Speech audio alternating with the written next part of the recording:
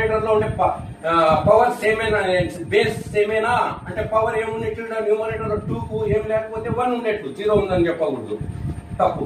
కాబట్టి 1 అంటే న్యూమరేటర్ లో ఉండే టర్మ్ యొక్క బేసు డినామినేటర్ లో ఉండే టర్మ్ యొక్క బేసు ఈక్వల్. కాబట్టి న్యూమరేటర్ లో ఉండే టర్మ్ యొక్క పవర్ నుండి డినామినేటర్ లో ఉండే పవర్ యొక్క డినామినేటర్ లో ఉండే టర్మ్ యొక్క పవర్ ను తీసేయి అంటే 2 to the power of numerator లో టర్మ్ యొక్క పవర్ ఏముంది n minus 1.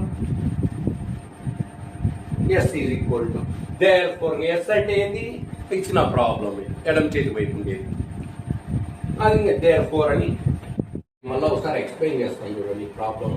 ఫస్ట్ ఏం చేస్తావు, ఎల్హెచ్ఎస్ వైపు ఉండేది ఎస్ అనుకో, ఇది రాసుకో. రాసుకునే తర్వాత దీన్ని ఏం చేస్తావు, ఈ ఎల్హెచ్ఎస్ వైపు రాసుకునే తర్వాత దీనికి ముందుండే ఒక టర్మ్ రాసుకో, దానికి ముందుండే ఒక టర్మ్ రాసుకో.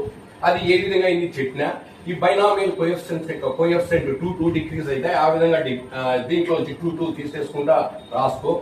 నెక్స్ట్ బైనామియల్ కోఎఫిషియెంట్ 1 డిక్రీజ్ అయిపోయినాయి కాబట్టి ఆడ కూడా ఇక్కడ n ఉంటే దాని ముందు టర్మ్ Cn-1 రాసుకో, ఒక్కొక్కటి తీసేసుకుంటూ రాసుకో బైనామియల్ కోఎఫిషియెంట్స్.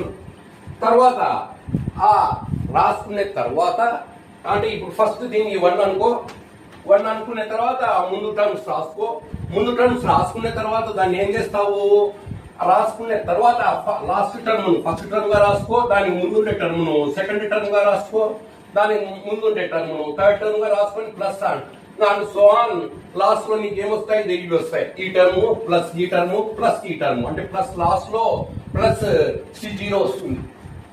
నెక్స్ట్ ఆ విధంగా రాసుకున్న తర్వాత బైనామియల్ కోఎఫిషియెంట్స్ చేంజ్ చేసి రాసుకో. బైనామియల్ కోఎఫిషియెంట్స్ చేంజ్ చేసి రాసుకుంటే ఇది ఫస్ట్ టర్మ్ వచ్చి ఉంటుంది నీకు, అంటే ఇక్కడ Cn ఉంటుంది. Cn ఉంటే కనుక దీన్ని C0 రాసుకో.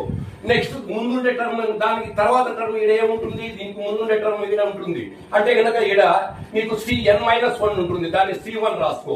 నెక్స్ట్ ఇక్కడ C2 రాసుకో, n-2 ఉంటుంది.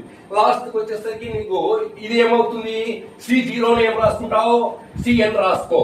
నెక్స్ట్ Cn-1 వస్తుంది, C1 ఉంటుంది, ఇక్కడ n-1 రాయి, ఇక్కడ 2 ఉంటుంది, n-2 ఉంటుంది. మళ్ళీ నెక్స్ట్ ఏం చేస్తామంటే కనుక ఇప్పుడు ఈ రివర్స్ ఆర్డర్ లో రాసుకునే దాన్ని 2 అనుకో. ఈ 2 అనుకుని ఈ first equation second equation add చేయి, S ప్లస్ S 2S అవుతుంది. C0 ఉండే టర్మ్స్ నుంచి C0 కామంది, C1 ఉండే టర్మ్స్ నుంచి C1 కామంది, C2 ఉండే టర్మ్స్ నుంచి C2 కామంది, లాస్ట్ నుంచి Cn ఉండే టర్మ్స్ నుంచి Cn కామంది లాస్ట్ టర్మ్. నెక్స్ట్ ఏమైతుంది, అన్ని టర్మ్స్ నుంచి కూడా నీకు ఒక కామన్ ఫ్యాక్టర్ బయటపడుతుంది, అది ఏంటంటే 2n+2. ఇది ఆన్సర్.